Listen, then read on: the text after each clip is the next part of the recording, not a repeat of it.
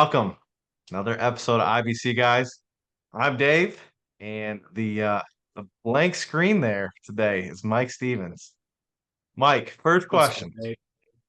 First question. Did you know that there is a famous actor named Michael B. Jordan, and you are Michael B. Stevens?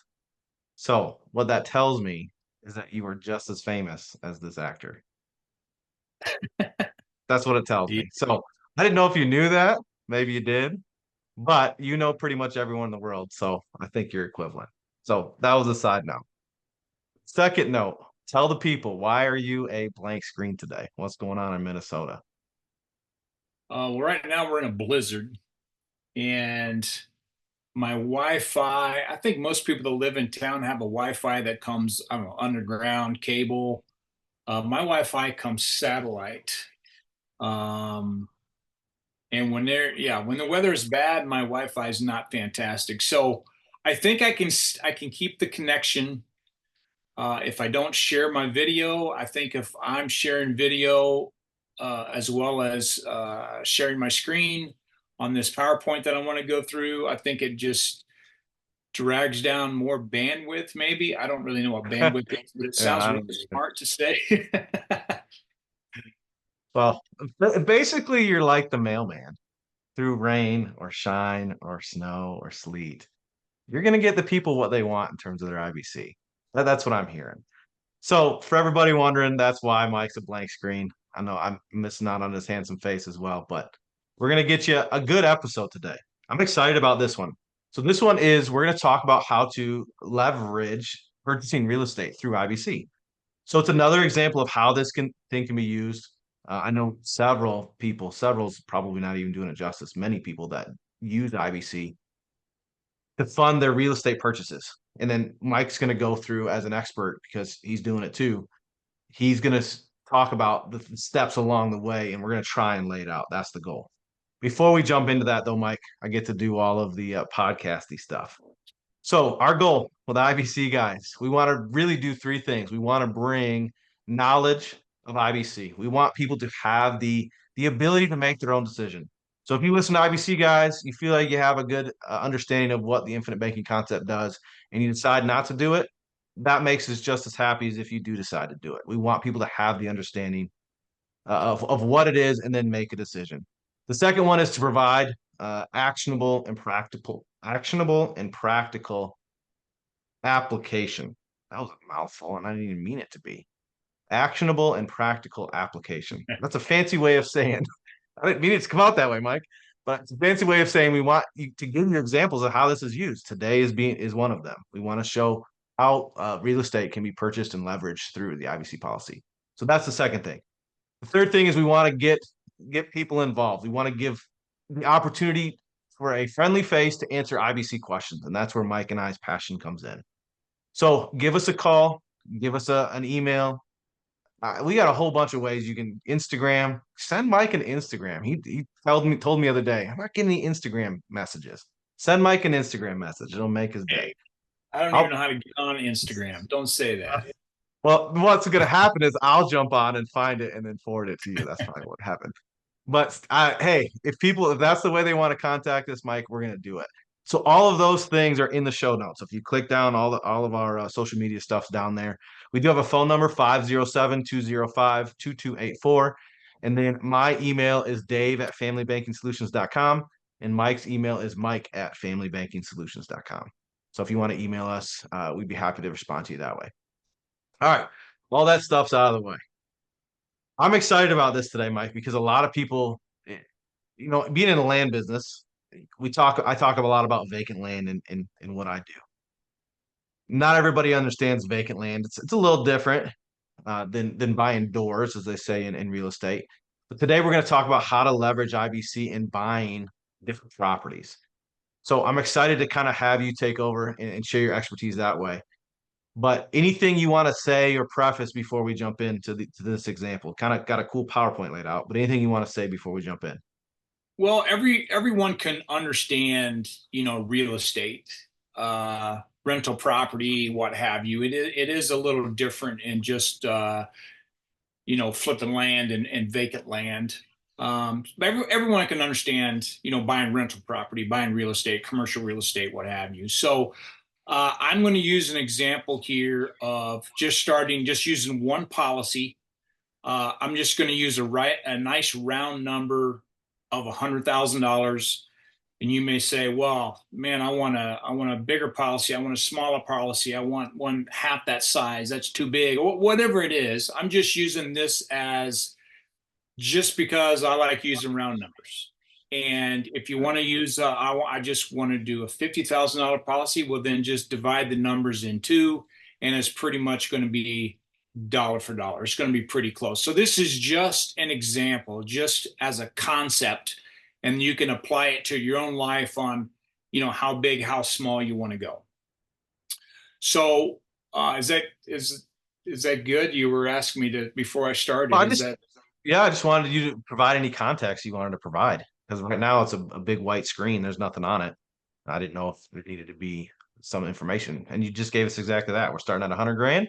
We're going to work through it. So yeah, starting at 100 grand? And I know going through this, I'm trying to consciously uh, go through this, even though I'm using the visual, and try to cover everything audio because I have a few of my buddies that listen to this, and they're like, dude, I don't ever go on YouTube or Spotify I just do it in the truck. Just I listen to a podcast, no video.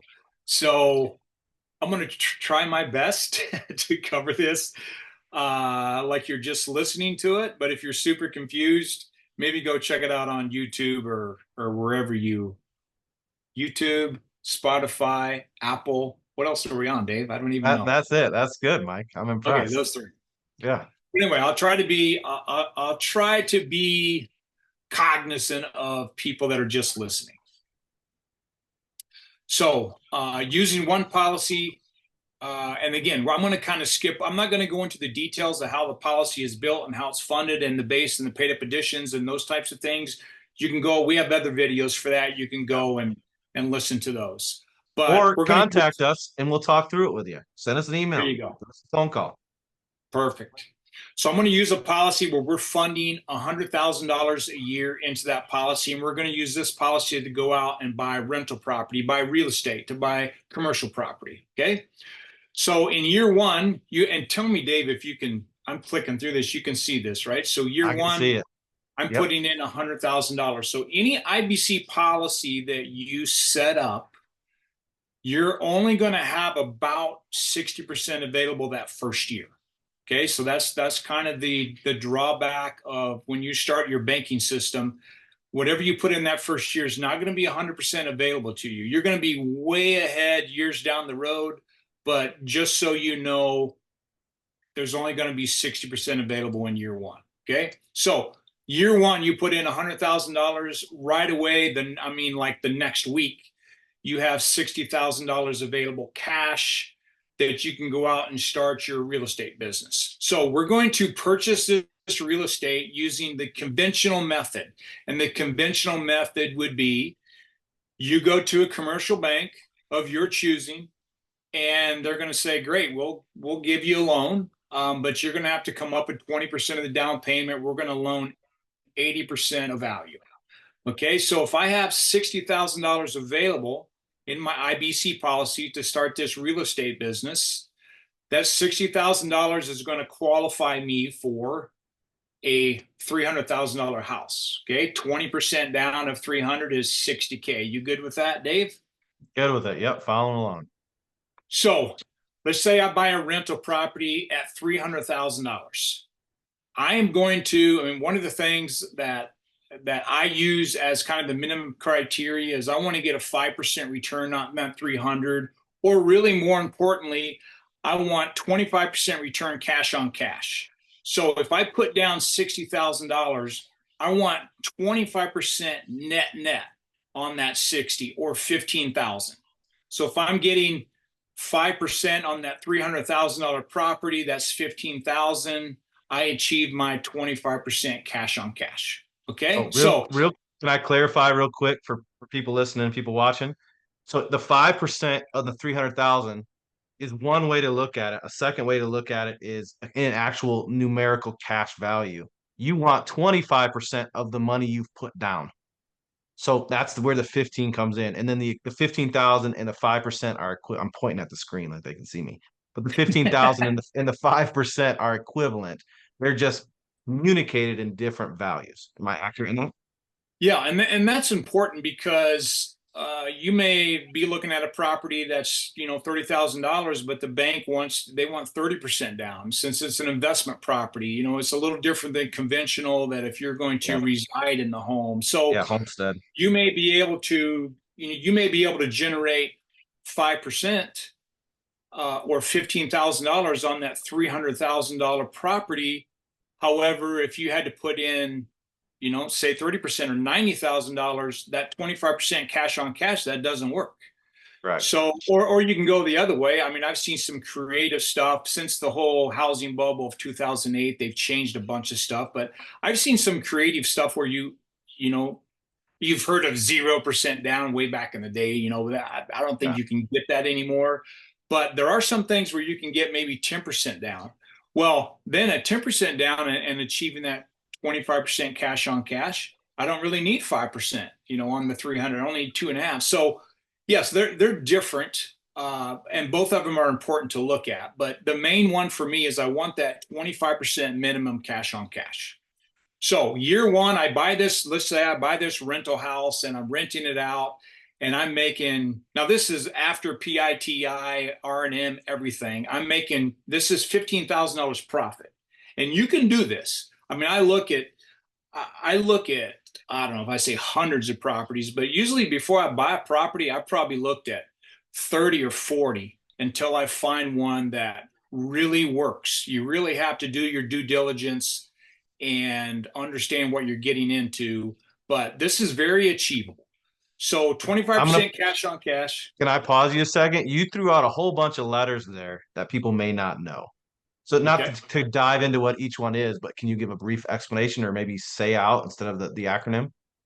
Absolutely. So when I say PITI, that stands for principal and interest, taxes, and insurance. So obviously when you go to a bank and you get a loan, that note, they're going to amortize that, say over 30 years, conventional, sometimes with, again, investment property, rental property.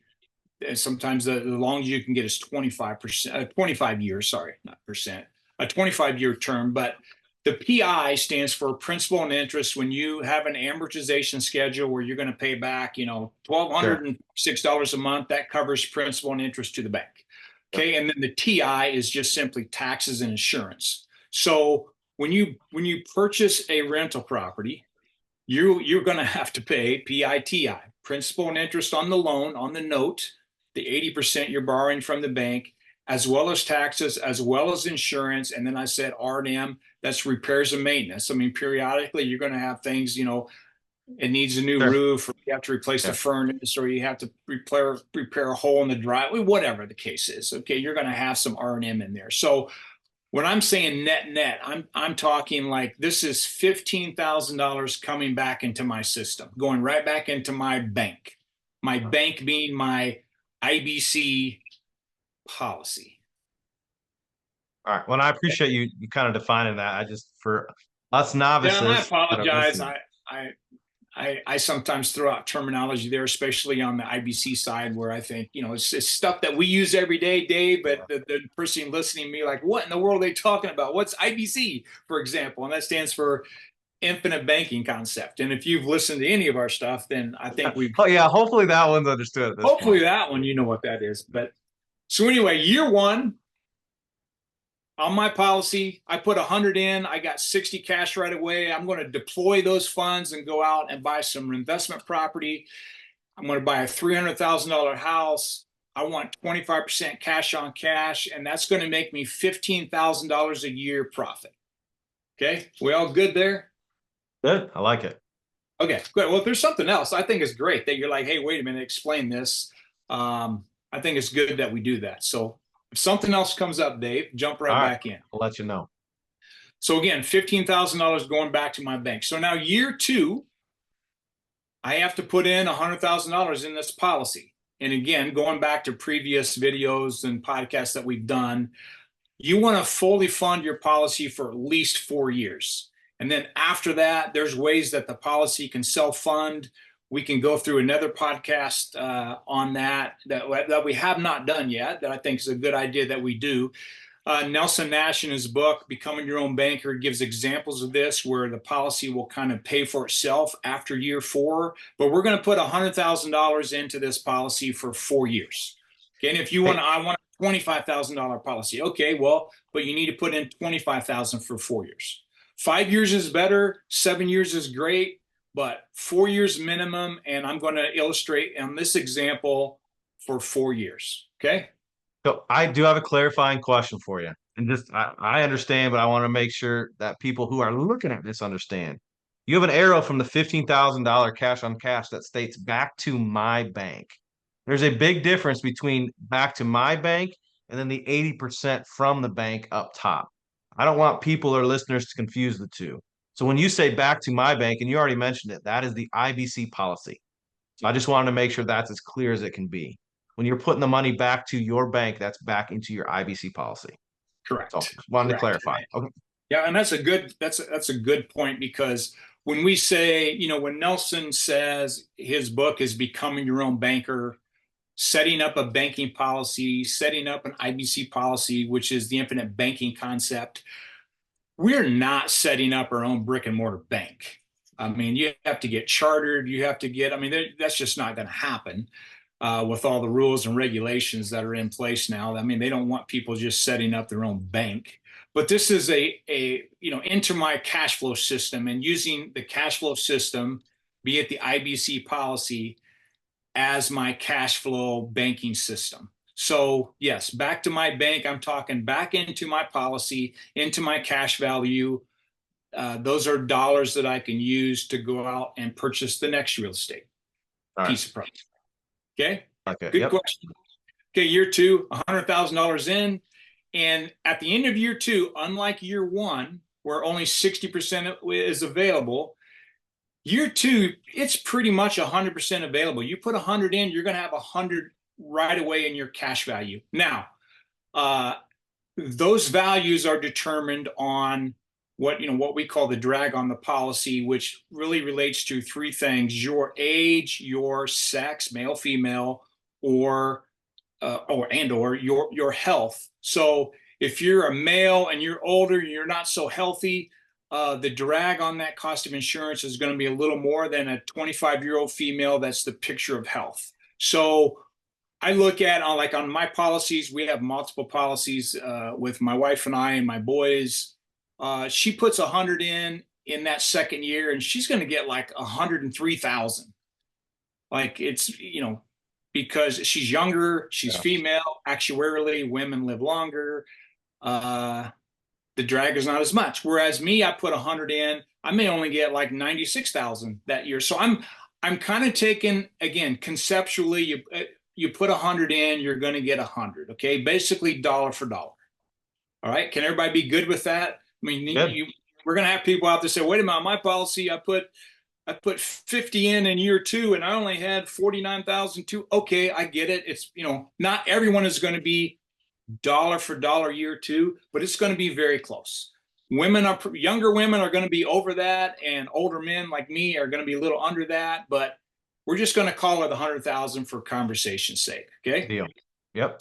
Now, I put that 100 in year 2, and now right away I got $100,000 added to my cash value. And by the way, I added 15 from the first real estate property.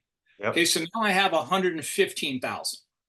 So now year 2, I don't want that $115,000 to sit there in my policy, quote unquote, in my banking system. I want to go out and purchase more real estate. I can put those dollars to use. So again, keeping things kind of simple to divide in my head here. I'm only going to use $100,000 of that 115. Okay, just for the guys that say, wait a minute, I put 100 in, I only get 96. Okay, we're not going to use that. We're going to use only 85 of it, and we're going to take the 15 from year 1. So we're only going to use $100,000 of that to be conservative. Okay. Now, $100,000 again, we're going to go out and buy more real estate the conventional way, going back to the bank, and I can put $100,000 down. That's going to qualify me for $500,000 piece of real estate. Again, 20% of 500 is 100,000. Okay. So now, before I go through this again, I mean, I don't know of anyone, certainly not myself, that's going out buying a $500,000 house and renting it. Okay. When you get into these high numbers, so let's just say you're going to buy two $250,000 property to go out and rent. Okay. So again, just when I say go out and buy a $500,000 piece of real estate, I mean, that may be 2 or 3 rental properties. That may be a rental home and a commercial property, or whatever type of rental income property you're buying. We're just going to say that's a $500,000 chunk there. Okay. It's probably 2 or 3 rental houses. But so again, 500,000. And the rule on that is I want to get what % return on that? 5. On the pause means I'm wrong. I can't see your face. So I mean, I want what was it? 25 to 5. Yeah, 20. I just said. Oh, Michael Bryan, you're muted. Did you hit the space bar? You got to unmute yourself. Mike, you muted yourself. I think if you hit the space bar somehow.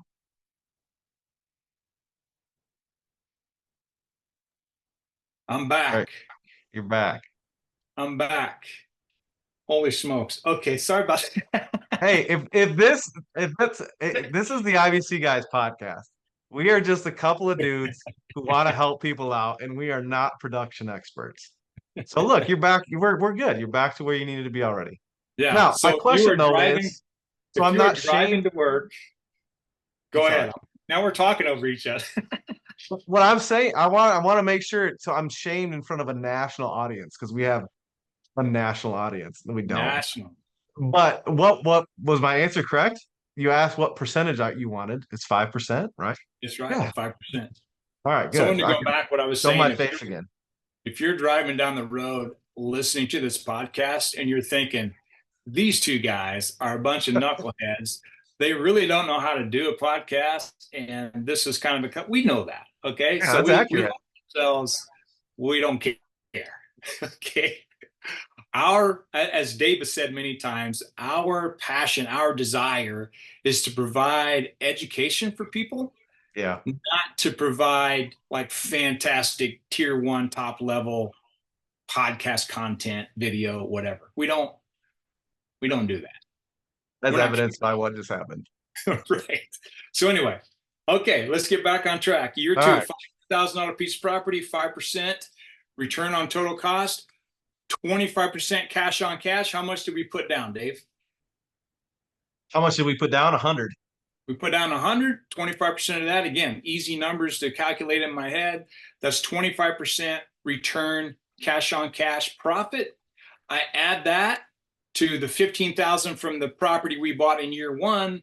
And now I have $40,000 of annual profit coming in from 2 years of being in the real estate business here. Not a bad deal. Not a bad deal. Now, that $40,000, I will say that when you look at this policy, and we normally build the base at about 40% on a $100,000 policy, that $40,000 will cover the base in that policy for the rest of your life. Okay, just after 2 years, we have solved the problem with this policy. Okay. But we're not going to do that. We're going to go 2 more years. We're going to go through 4 years here. So year 3, we're going to add $100,000 in year 3. And again, it's a little bit more than year 2, but we're just going to call it dollar for dollar, 100 in, 100 out, 100 available. We're going to add the $40,000 of the profit from the first 2 years. So now we have $140,000 that we can go deploy and buy more real estate. Fair enough? Fair enough. So if I use that $140,000 again, I got $15,000 left from year one. I'm sorry, from year two that we didn't use yet, but we're going to use that in year four, some of that. But just in year three, I have $140,000 available, 20% down. That will qualify me to go and buy $700,000 of real estate from the bank, because on $700,000, they're going to require 20% down. That's 140K. Okay. Mhm. Fair enough. Good so far. Good. Again, 5% of that 700 is 35,000. 35,000 on 140,000 down. That's 25% return cash on cash. So perfect. Again, just I'm skipping through now. We've already done 2 years of this. So I got $35,000 coming in profit on that property or properties in year three. I have 25,000 from year two and 15,000 from the first property we bought in year one. So that's a total of 75,000. That's $75,000 profit I take and I put back into my policy, back into my cash value. And jumping ahead to year four is the final year I'm putting any money in this policy. So I put $100,000 in year four. Again, I'm just going to say you're just going to get 100,000. It may be, 101, 103, 107. It doesn't matter. We're just going to call it dollar for dollar.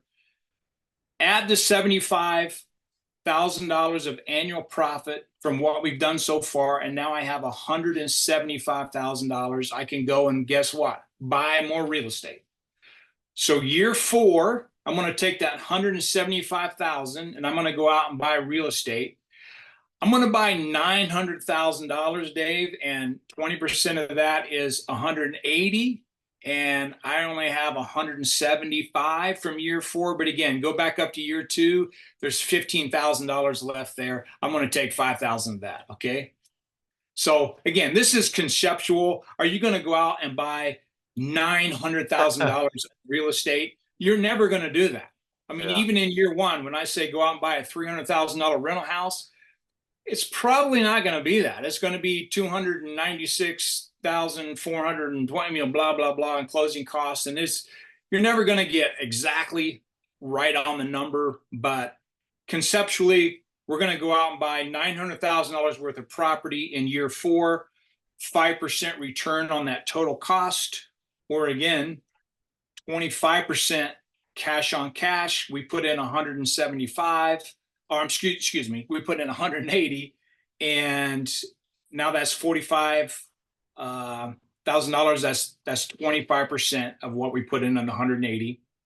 And when you add those together, my PowerPoint's jumping ahead here. I got 45,000 profit, annual profit from year four. You add the 75,000 from the previous 3 years, and 4 years in, we've purchased $2.4 million worth of real estate and have generated $125,000 of annual passive income profit. Okay. Not bad. That's not a bad deal. Yeah. Now, let me ask you a kind of a trick question here. How much money do I have invested in this real estate of my money? Oh man. Of your money? Of my money. It's zero, right? I didn't use my money. I used In the real 80%. estate? Well, can't you argue, Mike, that you have $400,000 invested in there? Okay, well, so it's a great point, Dave. That's where I'm getting is my money Yeah. is invested into the banking Oh, system policy, okay. which, this is important to know because I my money agree. is in Yeah. there, and I'm getting a return on investment inside of the policy, a guaranteed There you return go. on investment. I'm Yep. also getting a dividend. I'm also getting a lot of other things, creditor protection. I got a death benefit, so I'm protecting my legacy. I'm protecting my family. I got a lot of things I'm getting for that 400,000 I put over on the left side of this into the policy for people that can't see it. But I really don't have anything in of my money in the real estate. Yes, I know I got debt and obligation there, but as far as my cash being used, I'm using the insurance company's money. I'm using the bank's money. So I've generated $120,000 of passive annual income without using any of my money. which is a great return. Or you can go back Yeah. and say, well, I'm getting 25% return on the actual cash there, Yeah. but I'm also getting a return on investment on the left side. So I'm kind of double dipping. That's the beauty of this IBC, not to mention Yeah. that all the money that we're running through there over time is going to come back to us as well. Plus, we're going to have the equity in the real estate, right? Oh, and I love the idea of double dipping. I like to say my money's making money, making money. I mean that's essentially what's going on. Exactly. Our But money is making money in several different ways here. yeah. I do want to jump back and make sure it's absolutely clear. You said you have no money invested. I want to make sure that the listener understands this is like a jukebox. It takes money to play. So you have to have the funds to begin the policy. But I think your point is well made. The money's still sitting on the ledger. That's another word I like to use when I talk to people about it. And you're buying against the cash value then to go leverage all this real estate. I think that's the point you were trying to make. Is that correct? Correct. Yeah. So it takes money to play. And like you said, $100,000 is likely out of the reach of a lot of people. We used it because it's a nice round number. But let's say it's $10,000. You can go land may be a great example. You can leverage $10,000 in land a long ways. I mean, dirt is not super expensive in a lot of places in the United States. But your point is, you put it in that policy, you leverage against that cash value, and now you're playing in the big leagues, making money. In this case, $120,000 in 4 years, not including the appreciation and the property value that exists. I mean, there's a lot of benefits in leveraging the money that you've borrowed against your cash value. So this is a great example of how IBC can be used as a cash flow system. It is not an investment. That's kind of the main theme I try and iterate when I talk with people. It's not an investment. It is a cash flow system that allows you to monetize money you're going to spend anyway. So I'm rambling, Mike. I get excited about IBC. No, and Take it that's a over great from there. point. That's a great point because one of the questions that Dave and I get a lot is, say someone has a, this is usually what it is. Oh, my brother-in-law, he's a financial guy, and he says he can put me in this mutual fund and he can, make me 10% a year, which again, that may be average, which is still crazy high, but it's not actual and it's pre-tax and there's a lot of risk and there's a lot. So we can argue about that all day long. But whatever the case is, if it actually is a better investment, then awesome. But as we've said many times, this isn't an either or. Should I Correct. put money into an IBC policy, or should I take this investment that my brother-in-law is talking about, or should I go out and buy real estate, or I mean, which one I should do?